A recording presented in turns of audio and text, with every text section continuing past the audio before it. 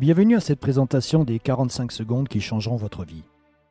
Si vous avez déjà réfléchi à ce à quoi pourrait ressembler votre vie, vous avez sans doute déjà cherché des moyens qui vous permettraient de la prendre en main. D'ores et déjà, je vous remercie d'avoir un premier regard sur cette proposition d'affaires. Voyons comment prendre votre vie en main avec le marketing de réseau. Avez-vous déjà songé à ce que cela représenterait pour vous de prendre votre vie en main ? Voilà ce que signifie pour moi le fait de prendre sa vie en main. Si vous éliminez le temps alloué au sommeil, à vos déplacements, à vos heures de travail et aux tâches quotidiennes que vous devez accomplir, il ne vous reste alors qu'1 ou 2 heures par jour pour pratiquer vos activités favorites. La question est de savoir si vous avez suffisamment d'argent pour vous y consacrer. Nous avons découvert le moyen de prendre sa vie en main en établissant une entreprise à domicile. Ce système est si simple que chacun peut le mettre en pratique. Aucune technique de vente n'est requise et ce système a de plus l'avantage de ne demander qu'un peu de votre temps. Ce qui nous amène à nous poser cette question. Qu'est-ce que le marketing de réseau ? Parmi les différentes méthodes de distribution de produits et de services, le marketing de réseau est la moins comprise. Le mot marketing désigne l'action de diriger un produit ou un service d'un fabricant ou un fournisseur vers un consommateur. L'association au mot réseau signifie qu'un système de rémunération est proposé aux personnes qui en assurent la distribution. Mais en quoi le marketing de réseau est-il différent des autres méthodes de distribution ? Il n'existe en fait que 3 méthodes fondamentales de distribution de produits. La première, la plus courante, est la vente au détail. Le consommateur se rend dans un magasin pour acheter des produits. La deuxième, également très connue, est la vente directe. Les produits sont présentés et vendus au consommateur à domicile, la plupart du temps sous forme de réunion. Et enfin, la troisième méthode, la moins connue, le marketing de réseau.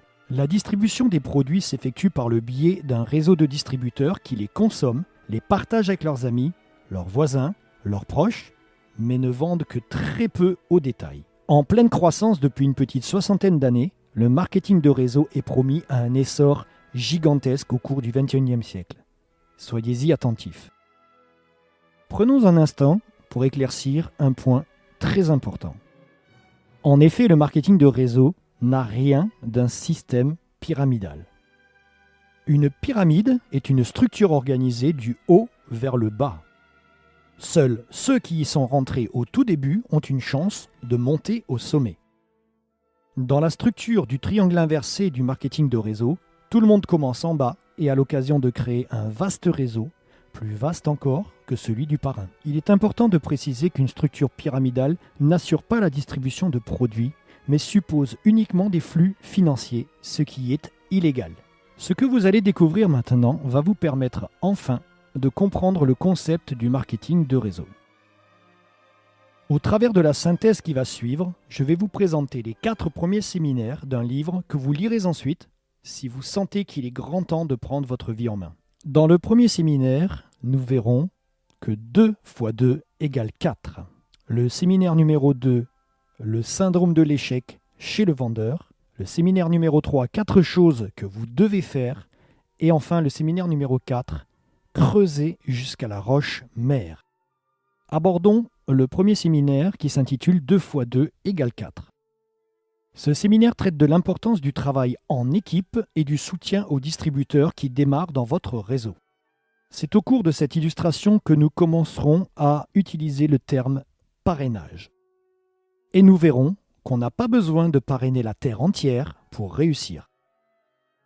Première hypothèse, nous dirons que vous parrainez 2 distributeurs et que vous les formez pour qu'ils arrivent à en démarrer chacun 2 autres, ce qui fait 4 personnes de plus dans votre réseau. Puis vous enseignez à ces 2 nouveaux distributeurs à faire en sorte que leurs 4 nouveaux distributeurs en parrainent chacun 2, ce qui donne 8 personnes dans votre réseau. En ajoutant encore un palier supplémentaire, vous vous retrouverez avec 16 personnes supplémentaires. Prenons maintenant l'exemple du parrainage de 3 distributeurs. Voyons ce qu'il se produit si chacun parraine un distributeur de plus. Vous parrainez 3 personnes et vous leur enseignez comment en parrainer 3. ce qui vous en fait 9. Puis vous montrez à vos 3 distributeurs comment aider les 9 distributeurs à en trouver 3, ce qui fait 27 personnes. Ajoutez un palier de plus et vous avez 81 personnes supplémentaires dans votre réseau. La différence entre 16 et 81 est de 65, ce qui fait une nette différence. Alors qu'en réalité, la différence n'est que de 1. Prenons maintenant l'exemple d'un démarrage de 4 distributeurs. Vous enseignez à vos 4 filleuls comment parrainer 4 nouvelles personnes, ce qui fait 16 personnes de plus dans votre réseau. Puis, vous enseignez à vos 4 distributeurs comment faire pour que les 16 personnes en parrainent 4, ce qui donne 64 nouvelles personnes dans votre réseau. Encore un palier et votre réseau comptera 256 distributeurs en plus. Regardez maintenant la différence entre 16 et 256. Cette différence est de 240 et pourtant, vous n'avez parrainé et enseigné à parrainer que 2 personnes de plus. Terminons notre présentation par le parrainage de 5 distributeurs. 5 x 5 égale 25, x 5 égale 125, x 5 égale 625. La différence est maintenant monumentale. Cependant, la véritable différence n'est que de 3, puisque chaque distributeur n'a parrainé que 3 personnes de plus. Additionnons maintenant les chiffres encerclés et nous arrivons à un total de 780 personnes. Notez que pour trouver 5 distributeurs qui s'investissent à fond, vous devrez peut-être en parrainer 5, 10, 15 ou 20. Si l'on considère uniquement la consommation des produits par les 780 distributeurs du réseau, le chiffre d'affaires est déjà considérable. Imaginons maintenant que chacun des 780 distributeurs trouve 10 clients potentiels parmi ses amis, sa famille et ses proches. Nous obtenons un total de 7800 clients. Ajoutez à cela les 780 distributeurs du réseau, cela nous donne 8580 personnes. Ne pensez-vous pas qu'avec 8580 clients, votre entreprise ne pourra faire autrement que d'être très prospère? Mais attention, vous verrez au fil de cette synthèse que vous ne devez pas travailler simultanément avec plus de 5 distributeurs inscrits personnellement. Certes, une entreprise peut déjà être efficace avec 3 ou 4 distributeurs au premier palier, mais aucune ne peut le demeurer avec un effectif supérieur à 5. Le chapitre suivant traite du syndrome de l'échec chez le vendeur. Vous comprendrez pourquoi vous devriez plutôt parrainer 10 pédagogues plutôt que 10 vendeurs. Souvenez-vous, l'erreur la plus commune est de faire la confusion entre la vente directe et le marketing de réseau. C'est encore plus vrai pour les vendeurs, ce qui ne veut pas dire qu'ils ne réussiront jamais dans le marketing de réseau. Il leur faudra en revanche posséder une bonne compréhension de ces 4 séminaires qui s'avèrent primordiaux pour bien démarrer. On pense souvent, et les distributeurs en particulier, qu'il suffit de parrainer un nouveau distributeur pour dupliquer notre effort. Dans cet exemple, vous avez parrainé Thomas. Or, si vous quittez le réseau, Thomas le quittera aussi et le réseau sera interrompu. C'est pourquoi vous devez expliquer à vos distributeurs que la duplication ne se fait qu'à partir du 3e palier. Si au contraire vous avez appris à Thomas comment parrainer Carole, vous commencez alors vraiment à vous dupliquer vous-même. Mais si Thomas ne sait pas comment former Carole, le réseau sera interrompu à nouveau. C'est pourquoi vous devez enseigner à Thomas comment former Carole pour qu'elle puisse à son tour parrainer Béa. C'est après avoir constitué 3 paliers que la duplication intervient. Le réseau continuera à exister même si vous ne vous en occupez plus. Savoir enseigner, savoir former sont des gages de réussite dans le marketing de réseau. Alors qu'il n'est pas nécessaire de savoir vendre. En résumé, vous enseignez à Thomas comment former Carole à parrainer Béa. Ce message est important car il constitue la clé du succès dans une entreprise de marketing de réseau. Voici comment procède le vendeur typique. Il assiste à une démonstration de produits, recueille les témoignages de ceux qui les utilisent et s'informe des résultats obtenus. Fort de ces données, il va se lancer à corps perdu dans la vente. Première erreur. Lorsque vous lui expliquez que pour réussir, il doit parrainer des distributeurs, il met alors toute son énergie dans le parrainage. Deuxième erreur. Ce parrainage à la chaîne va générer autant d'abandons que de nouvelles candidatures. Pourquoi ? Parce que l'on ne peut pas travailler efficacement à plus de 5 en même temps. Imaginons que notre vendeur, en bon professionnel qu'il est, a parrainé 130 distributeurs qui en ont parrainé chacun 5, ce qui fait 650. Ajoutez ce chiffre aux 130 distributeurs du départ, nous obtenons un total de 780 distributeurs dans le réseau. Cela vous rappelle-t-il quelque chose ? À votre avis, quelle est la méthode la plus rapide ? Parrainer 5 distributeurs sérieux et leur enseigner à en former d'autres ? Ou alors, en voulant parrainer beaucoup de gens rapidement, le pourcentage des distributeurs qui restent est faible. Alors qu'avec la méthode présentée dans le premier séminaire, sur un total de 780 distributeurs, le taux de conservation des effectifs est élevé. Notez donc bien que lorsque vous parrainez quelqu'un, il est plus important pour vous de l'aider à parrainer quelqu'un d'autre que de chercher vous-même à en parrainer un autre. Le troisième séminaire va vous expliquer les 4 principes que vous devez absolument suivre pour réussir dans le marketing de réseau. Ils sont fondamentaux. Quiconque gagne de gros revenus dans le marketing de réseau suit ces 4 principes. Afin de les mémoriser, nous allons imaginer une petite histoire. La grisaille de Paris vous pousse à prendre votre voiture pour aller dans le sud de la France, à Saint-Tropez. Quand vous serez arrivé à Saint-Tropez, vous aurez obtenu le niveau que vous visiez dans votre réseau. La première chose que vous devez faire est de monter dans votre voiture et de démarrer. Dans le marketing de réseau, personne n'a jamais réussi sans avoir d'abord démarré. Le capital de démarrage peut se situer entre 50, 100 ou même 500 € selon l'entreprise. Puisque vous partez en voyage, vous allez devoir acheter de l'essence, de l'huile, des produits qu'il vous faudra remplacer à plusieurs reprises.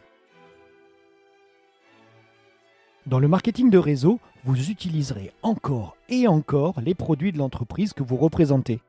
D'ailleurs, la plupart des entreprises de marketing de réseau vendent des produits de consommation courante. Le troisième principe. La troisième chose que vous devez absolument faire est de passer en 4e vitesse. Vous n'avancerez pas tant que vous resterez au point mort. Dans le marketing de réseau, pour passer à la vitesse supérieure, il faut parrainer quelqu'un. Lorsque vous parrainez, vous passez en première. Votre nouveau distributeur parraine à son tour, vous passez en seconde. Ainsi de suite, jusqu'à passer la 4e vitesse. Au cours du voyage et à votre arrivée, vous partagerez les produits que vous distribuez. En général, c'est à ce moment qu'intervient la vente au détail. Si vous avez compris qu'il vaut mieux oublier l'étape numéro 4, la vente au détail, que zapper la numéro 3, passer en 4e vitesse, vous aurez acquis les réflexes du parfait distributeur de marketing de réseau. Notez toute l'importance du parrainage. Vous devez, dès le début, faire entrer à jamais le chiffre 5 dans votre esprit et dans l'esprit de votre futur distributeur. Ne cherchez pas des gens qui veulent vendre. Cherchez des personnes qui veulent gagner 1000, 2000 ou 3000 € de plus par mois sans avoir à aller travailler tous les jours. Tout le monde aimerait avoir ce genre de revenus par mois. Expliquez simplement au futur distributeur qu'il devra y consacrer 5 à 10 heures par semaine s'il souhaite constituer son réseau. Rappelez-vous, la boîte de vitesse n'est pas automatique. Ne pensez surtout pas que vous êtes incapable d'enseigner à quelqu'un ce que vous apprenez au fil de ces pages. Mais d'ailleurs, vous n'aurez pas à le faire tout de suite. Votre parrain vous aidera le temps que vous en connaissiez suffisamment pour bien enseigner. Son rôle est de vous soutenir et de vous former. Si ce travail donnait lieu à un examen, et si vous deviez répéter vos leçons 5, 6 ou même 10 fois pour espérer gagner 12 000 € au bout d'un an, hésiteriez-vous à investir 5 ou 10 heures par semaine pour arriver à ce résultat ? Premièrement, vous montez et démarrez. Deuxième étape, vous utilisez les produits. Étape numéro 3, vous passez à la vitesse supérieure. Dernière étape, partagez avec vos amis. Le 4e séminaire va vous expliquer pourquoi il est important de travailler en profondeur. Il est fréquent que des distributeurs qui viennent d'entrer dans un réseau regardent courir ceux qui sont dans le peloton de tête et pensent qu'ils ne les rattraperont jamais. Détrompez-vous. Comme il n'y a pas de ligne d'arrivée dans une course de marketing de réseau, tout le monde peut gagner. Prenez l'exemple d'un gratte-ciel en chantier. On dirait qu'il faut une éternité avant de voir le bâtiment prendre forme. Mais une fois que les fondations sont en place, on a l'impression qu'il grimpe d'un étage par semaine, tellement la construction progresse vite. Imaginez-vous que ce gratte-ciel représente votre réseau tel qu'il sera un jour.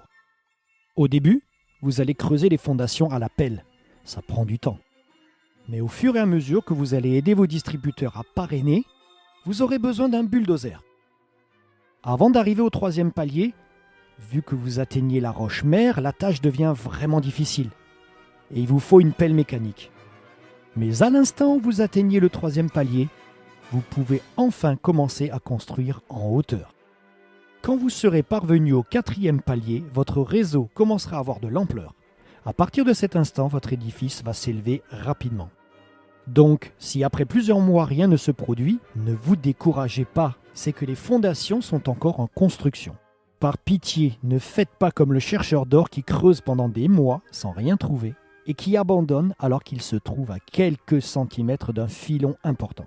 En conclusion, le secret du succès dans le marketing de réseau consiste à enseigner la réussite aux autres. Un bon distributeur ne doit pas se préoccuper de son propre revenu, mais plutôt se concentrer sur la formation des distributeurs et sur le travail d'équipe. Mais cela prend du temps, car avant de pouvoir former les autres, vous devez vous-même avoir appris ce qu'il faut faire. Vous devez donc prendre l'engagement de retourner à l'école 5 à 10 heures par semaine pour vous familiariser avec l'entreprise. Ce que vous devez faire pour réussir dans le marketing de réseau se résume en 2 phrases. Faites-vous des amis si vous n'en avez pas encore. Faites connaissance avec les amis de vos amis. Les 10 séminaires des 45 secondes qui changeront votre vie de Don Failla sont reliés ensemble.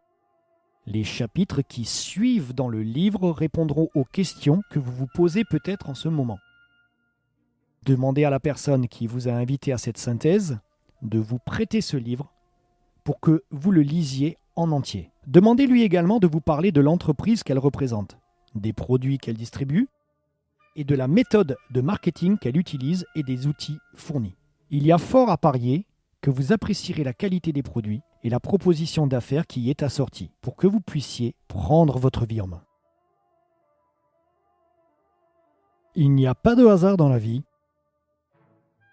C'est ce que l'on pense, ce que l'on fait et ce que l'on dit qui provoque ce que l'on a.